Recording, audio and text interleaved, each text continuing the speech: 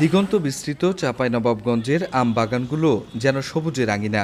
মাটির গুণাগুণ ও ভৌগোলিক কারণে কিছুটা দেরিতে এসেছে আমের মুকুল।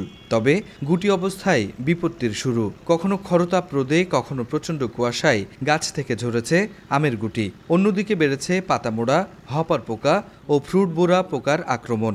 সব মিলিয়ে দুশ্চিন্তায় বাগান মালিকরা। ডাল পাতে যে আপনার পোকাটা থাকে, এই পোকার কারণে বীজটা দেওয়া। এটা তো পোকা তো হচ্ছে না, আবহাওয়ার কারণে খারাপ হয়েছে। এসব প্রতিবন্ধকতার সাথে গেল কয়েক বছর আমের ভালো দাম না পাওয়ায় ক্ষোভের অন্ত নেই বাগান মালিকদের। তাই খিরসাপাত, গোপালভোগ, ল্যাংড়ার মতো জনপ্রিয় জাত ছাড়া অন্যান্য আমের যত্নে অনীহা তাদের। আঞ্চলিক অর্থনীতি ও আম বাণিজ্য চাঙ্গা রাখতে চাইছেন ন্যায্য দাম। এখন আমটা পাকবে আপনার ধরেন জুন মাসের 10 তারিখে, আপনি টাইম দেখেন জুন মাসের 20 তারিখে, তো ওই আমি 10 দিনের ঘাটতি খেলাম না, আমার আমটা নষ্ট হলো না। এখন 8 থেকে 900 টাকা খরচ হয়, কিন্তু আমের দাম আমরা 6 থেকে 700 টাকার উপর পাই না, এবং এই দাম না পাওয়ার জন্য চাষিরা এই আম চাষ করতে অনাগ্রহ হয়ে পড়েছে। বিক্রয় ব্যবস্থায় নিজস্বতা, গাছের জাত পরিবর্তন, দেরিতে পাকা ও উন্নত জাতের আম চাষে সমস্যার সমাধান সম্ভব বলে মনে করেন জেলার শীর্ষ এই কৃষি কর্মকর্তা। যারা নতুন বাগান করতে চায় তারা যেন অবশ্যই গোড়মতি অথবা বাড়ি আম 4 অথবা বাড়ি আম 11 এই জাতীয়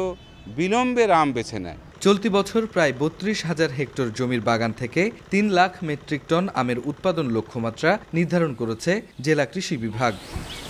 গেল বছর আমের দাম পাননি চাঁপাইনবাবগঞ্জের ব্যবসায়ীরা।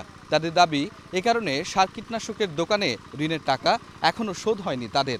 তার উপরে মৌসুমের শুরুতেই প্রকৃতির এই বৈরিতা ভাবিয়ে তুলেছে এ অঞ্চলের আম ব্যবসায়ের সাথে জড়িত 70% মানুষকে। রাকিবুল হাসান, সময় সংবাদ, চাঁপাইনবাবগঞ্জ।